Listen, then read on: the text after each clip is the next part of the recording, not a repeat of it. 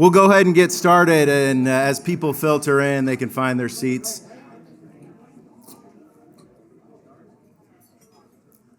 Welcome to the silver anniversary of Forestry Day at the Legislature. I'm John Reiling, Intermountain Section Chair for the Society of American Foresters. SAF has hosted this event annually for the past 25 years, and of all of the events that we host each year, this is a highlight because of the phenomenal speakers that we get, but also the engagement that we have with each of you. Founded in 1900, SAF is your source for professional guidance on sustainable forest management. We have SAF members scattered across the state in all sectors of forestry. Riley Stigner and Associates help us organize this event every year. Emily McClure has run point for this event for us, and Peter Stegner will be emceeing this year's event. Welcome, everyone, and thank you, Peter.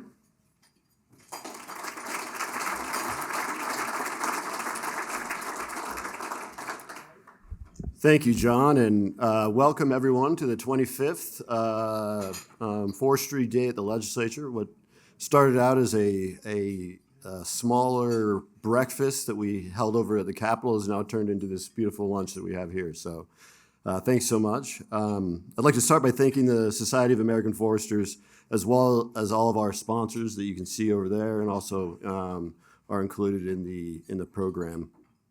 We have a great lineup of speakers today. The theme, not surprisingly for many of you, is how do we, in the industry and then through the great help from the Idaho Legislature, deal with the rising cost of forest fires to our forested communities, buildings, lives, and then, of course, the $4 billion industry that is the forest products industry in Idaho. Our first speaker is Heather Heward with the University of Idaho, and she'll be followed up by Stimson Lumber's Bill Pittman.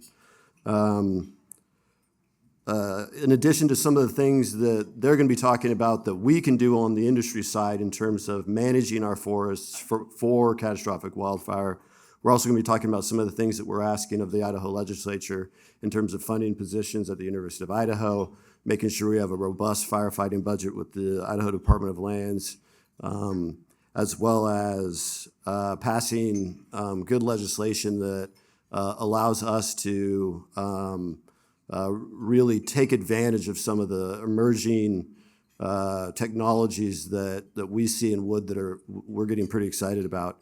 As you walked in, you may have seen that we had a video of the University of Idaho Central Credit Union basketball arena that was made entirely of mass timber, all of it sourced from Idaho. We in the industry are extremely excited about that building. It is not a tall wood building. You might recall from last session, we got a bill passed through all of your hard efforts to bring Idaho into the 21st century and approve tall wood buildings using mass timber. And so hopefully one day, in addition to the beautiful basketball arena, we'll also have some rolling slides of some new mass timber buildings here in Idaho. With that, thanks again to the sponsors, to SAF, and to all of you for coming, and I will pass it off to Heather.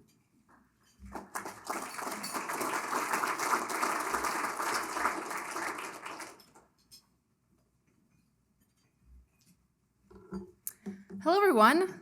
Thank you for being here. Much appreciated for the time that you've taken in your day to talk about this important topic. My name is Heather Heward. I'm a senior instructor at the University of Idaho, and I'm also the chair of the Idaho Prescribed Fire Council, which just started last year. My background, I started as a firefighter at a high school, wildland firefighter, and it was great.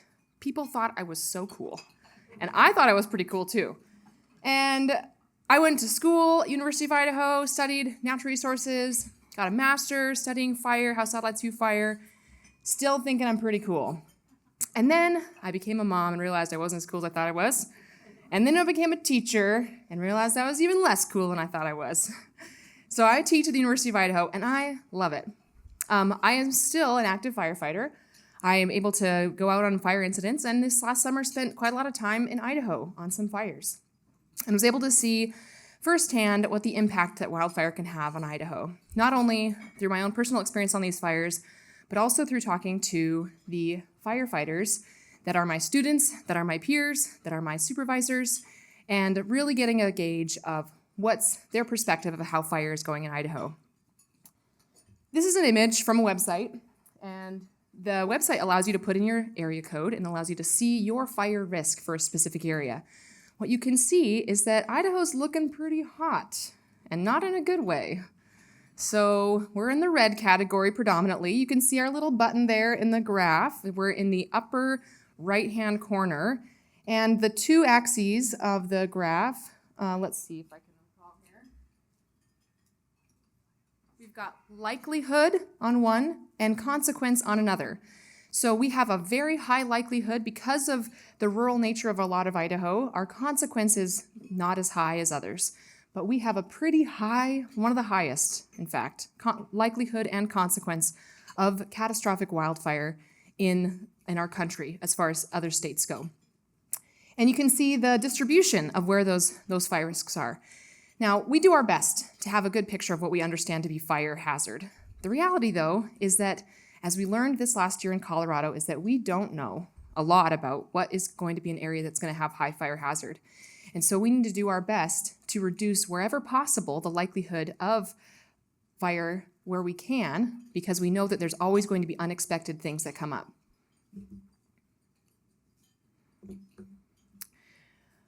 So what do we do about this?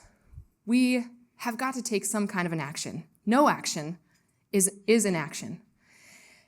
In this case, no action means leaving our forests without any kind of management. And what happens there is natural succession. Things grow up underneath them, the canopies close, and we have potential for a large incident where we have a large reaction. No action equals large reaction. Large reaction means huge fire suppression costs, probably more loss of infrastructure, risk to firefighters and the public. And then we have the opportunity for something different.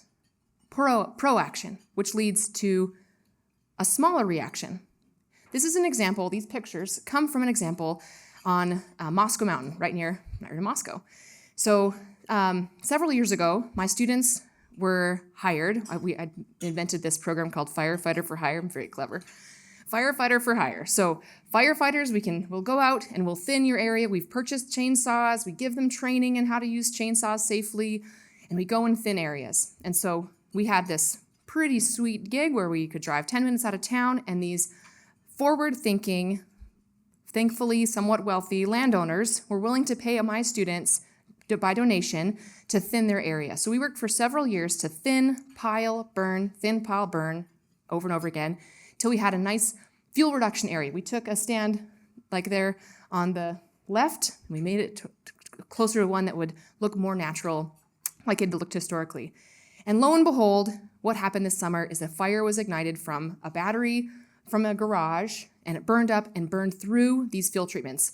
Now, when you see fire on an area that you love very much, most people would be really worried. And I'm not going to lie, I was worried, but I was also very excited because I knew it was heading right to my fuel treatments, and I could not wait to see what happened. So I hopped on the first fire engine that I saw. I was like, get over, I'm getting in. Hopped in, ran up there, and fought the fire for a while. And then I was like, I gotta go take a look at my fuel treatments. Like, hold on just a moment. Hopped up there, and I looked around and was like, oh, wow, this is amazing. Look at this. And thankfully, that day, the firefighters that were on the fire the night that it was burning most actively, they'd taken some pictures, and they were there. And I was like, send me those pictures. I gotta see this. So these are pictures of the active fire behavior in our fuel treatment. And they were like, it was amazing. It just dropped right to the ground. And then we were able to go right approach it, and we were able to put that fire out right there because the fire was no longer in the canopies. It was right on the ground. We could manage it. And it just melted my heart. I was so excited. So proaction. What keeps us from doing proaction? Wow, shoot, it's expensive. It's hard. Got to have people to do it. But that's why we need partnership. So there is not just one solution to this problem. And unfortunately, there's usually lots of solutions, and you can't really do them all at the same time even.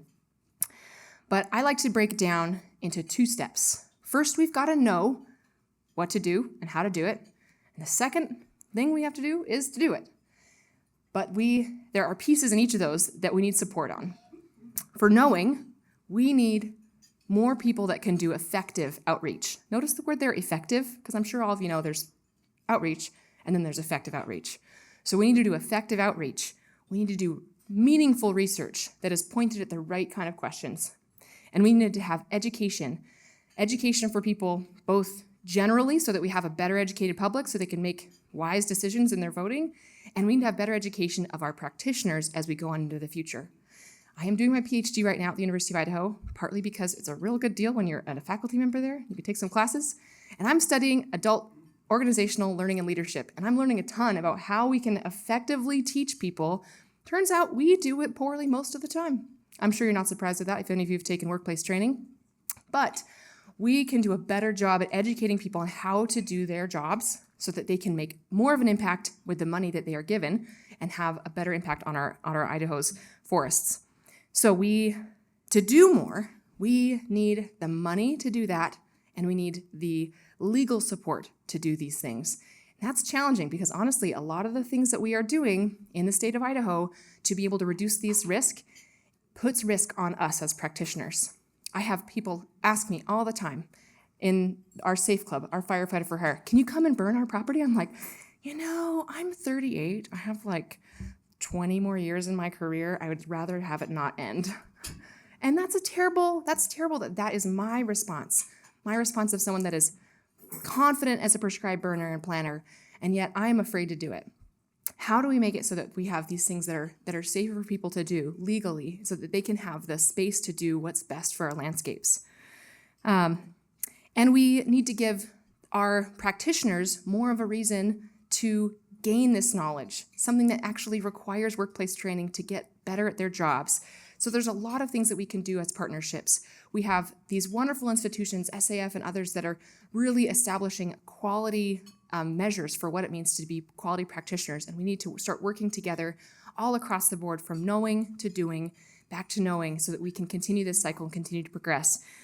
I believe that we can make progress through our partnerships, and that by working together, we can be proactive. Go back a slide. We can be proactive for Idaho's future. Thank you for your time. Ooh.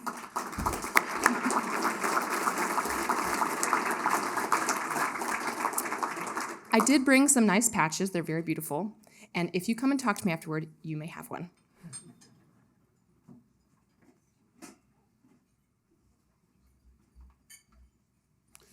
Thank you, Heather, and thank you to the University of Idaho for all they do in terms of providing the research and all the help with regard to these issues that we deal with. Next, I'd like to bring up Bill Pittman with Stimson Lumber.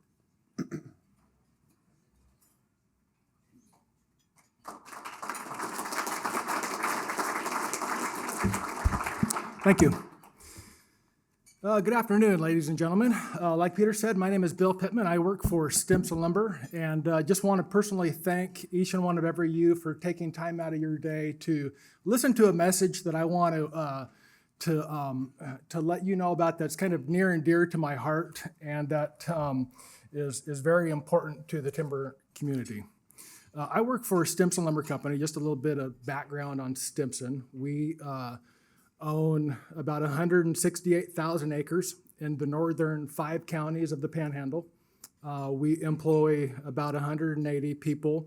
We're one of the few family-owned, fully integrated timber companies, meaning that we own our own land, plus we have 3 sawmills that we feed those sawmills with the wood coming off of our land. It's difficult to deny that over the last several summers, they've become hotter and drier. I think we all hope that this pattern is temporary and short-lived, but regardless, it's something that we need to deal with. Where I live in the Panhandle, it's almost becoming the new normal, where the sun is concealed by wildfire smoke for several weeks out of the summer. I've been a forester for Stimson for 25 years, and only twice have I ever experienced a complete woods closure, the type of closure that shuts down all forest management activities, shuts down hauling of logs out of the woods, shuts down all recreational opportunities within my 25-year span. Both of those closures have come within the last 6 seasons. But despite all the negativity associated with wildfires and the disturbances they cause, there has been a shadow of good news. And that good news is that there's an increased awareness around the topic with the public. And embedded within all that negativity, there is a hidden gem. And that gem is something that foresters have known all along. And that's that forest management plays a critical role in managing for wildfires now and forever. I do not want to oversimplify what can be a very complex system, but when we break down Stimson's business plan, it's fairly simple. We harvest trees, we plant trees, we manage trees, and we repeat. And it's that simple. The key element there is management. What we're learning today as foresters is that we must have a forest management style that's able to absorb these disturbances that wildfires are causing us. Wildfire occurrences and severity is increasing in the West. It is, if this is not properly addressed, and soon, there will be fewer forest lands to provide products America needs and to provide recreation and open spaces for growing public. Over the last 6 years, Stimson alone has lost over 17,000 acres affected by wildfire. Just to put that into a little bit of context, that's 17,000 acres full of trees. Trees like ponderosa pine, western larch, western white pine, and several others managed from a certified and sustainable forest. Over time, these 17,000 acres would be harvested by professional loggers and manufactured in mills, creating value for the communities in which we operate within. This was 17,000 acres of fish and wildlife habitat that was biologically diverse and provided ample opportunities for public recreation. This was 17,000 acres where we planted close to 3 million seedlings just to replace the ones that we lost. Like I said earlier, our management style has to be able to absorb these disturbances. And we do. Nearly everything we do as an industry reduces fuel levels across the landscape. We can do everything right as a land manager, but at the end of the day, we're still at the mercy of our neighbors. It's silly to say, but wildfires know no boundaries. Instead, ownership boundaries are a way to change fire behavior or not. The Forest Service is one of our primary neighbors, and we have suffered significant losses to our private timberlands over the last 6 years from wildfires that started on Forest Service lands and burned our timberland. As a result, Stimson has been much more proactive with local and state governments to highlight this issue and stress the need to have this neighbor both improve the health of their land and to reduce the fuel loading on timberland property under their oversight. This situation is not getting better, it's getting worse, and something needs to change. There is a symbiotic relationship between wildfire, forest management, and the climate. Forest management leads to declining forest health and increases the risk of wildfire exacerbated by a changing climate. Younger, fast-growing forests absorb more carbon, and as they mature, they store more carbon. Managing for losses due to wildfire yields ancillary benefits like promoting and developing healthy forests. Population increases and demographic shifts have heightened levels of concern in the wildland-urban interface. For those that don't know, a wildland-urban interface, or WUI, refers to an area where structures and other human development meet with underdeveloped wildland. Fuels reduction wildfire mitigation needs to be a priority in the WUI to protect lives and property. Programs such as the Good Neighbor Authority and collaborative stewardship agreements are vital to reduce losses. These programs foster collaborations between folks who typically don't work together day to day. And that is important because, like I mentioned earlier, wildfires know no boundaries. One of the fuel reduction programs that Stimson is involved with includes folks from the Forest Service, state lands, the county, several small private landowners owning between 10 and 200 acres, and a public utility company that has a power line running through the project area, supplying power to over 1,000 residents. Collectively, we are investing some $460,000 towards forest management activities that will reduce fuel levels, improve forest health, and protect homes and people, all the while providing well-paid jobs to the local community. Nearly all of these activities include some level of tree thinning, both commercial and pre-commercial. And there's also a component of mechanical removal of logging slash. We're removing stagnant and diseased trees and smaller trees that would otherwise act as a ladder, allowing a fire to crawl up the tree and reach its crown, resulting in a crown fire.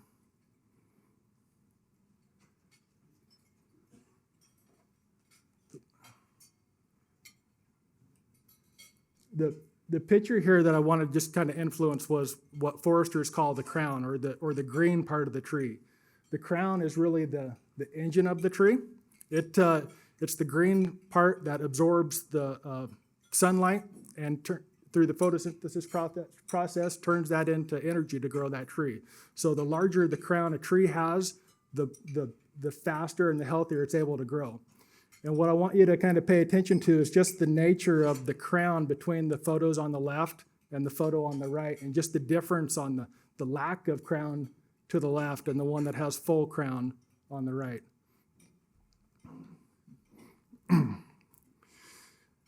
So the idea with thinning these stands is to allow those crowns to get more sunlight so that they can be healthier and withstand a little bit more disease in the future. All of this thinning will be followed where needed with some level of planting. A thin forest is a healthy forest. The project also consists of 25 miles of road work. This road work is equally as important as all the others. What we're doing is creating a shaded fuel break. This type of work revolves around reducing the amount of fuel, like small trees, dead trees, and other vegetation, near the running surface of the fire. The idea with this shaded fuel break is that if a fire does occur, it will be much less intense and be ideally more of a ground fire creeping around the ground instead of a crown fire. It's still allowing vehicle access into the fire.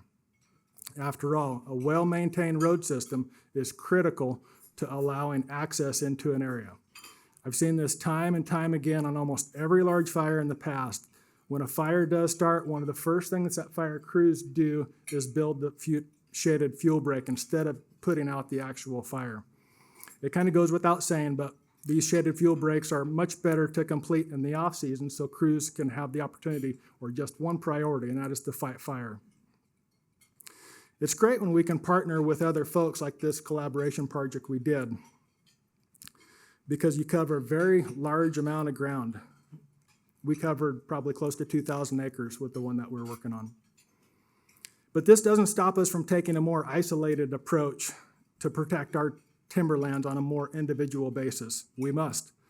For Stimson, every year that goes by, it seems like we do a little bit more than what we did the previous year. We focus our efforts where we feel we're vulnerable from our neighbors. Idaho's forestry contractors are very resourceful and have made significant capital investments to purchase heavy equipment that is the right tool for the job. Pieces of equipment like the ones that are shown. Their equipment is designed to pulverize woody debris or logging slash, what we call mastication, to lessen the threat of fire ignition and slow the spread of a fire if it does occur. Just this last year, we used 5 different Idaho contractors for fuel reduction work using these types of machines. Collectively, they have well over $2 million worth of highly specialized machinery. The equipment comes in all different shapes and sizes, making it easy to select the right piece of equipment for the right job. For instance, we can choose a smaller machine to masticate fuels around a house along a property line, essentially making a fuel break. or we can choose a much larger machine to masticate a recently harvested area deep within our ownership, but where we're up against an agency neighbor. Or we can choose an excavator-style piece of equipment where we can work steeper grounds. The opportunities are plentiful.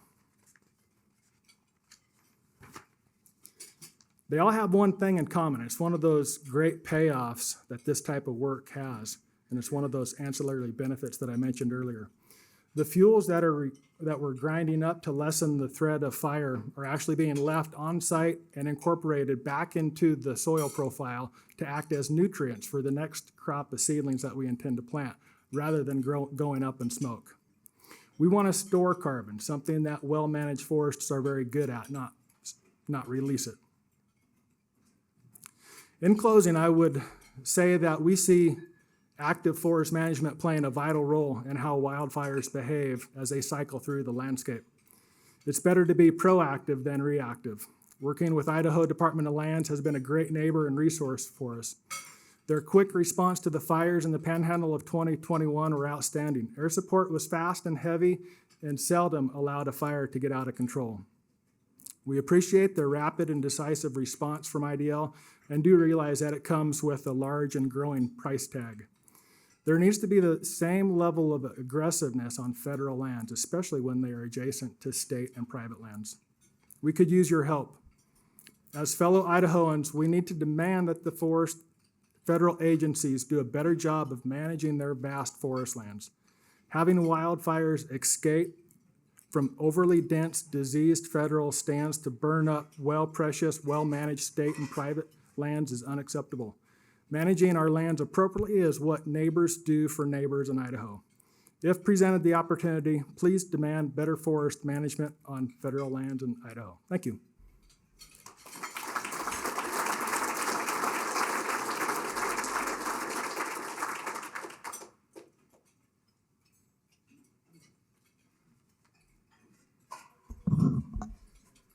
Thank you, Bill, and thank you, Heather. As I think you, to kind of pull the two themes of those presentations together, I think the map that Heather showed with all the red and all of the threat that we have with regard to fire on the landscape and the chances of catastrophic fire becoming the new normal. You move to a company like Stimson's or like any of the companies represented in this room who are dealing with this reality. They're responding to this reality and they're trying their best to manage their lands while also dealing with the threats that we see from some of our neighbors who are not or constrained through various policies from doing the same. So we really appreciate your time. We really thank you for being here and for coming here every year. And we also see the partnership that we've formed between the Idaho Legislature, the Governor's Office, the Department of Lands, all of the state agencies, and industry as critical to addressing some of these problems. So you'll be hearing from us. There's a one pager from SAF describing some of the issues that we're dealing with and some of the asks that we're coming to the legislature with. And we just want to really thank you. We know you hear these presentations often. Very rarely do I run into any lawmaker who is not painfully aware of the situation that we have here in Idaho with regard to fires and our forests. So I hope this information was useful. And always please do find Emily, me, any of the companies in this room to talk about some of these issues, especially as they come up during this session and in future sessions. So with that, I'd just like to say thanks again for everyone coming, and hope you enjoy the lunch and hope you have a wonderful and productive session.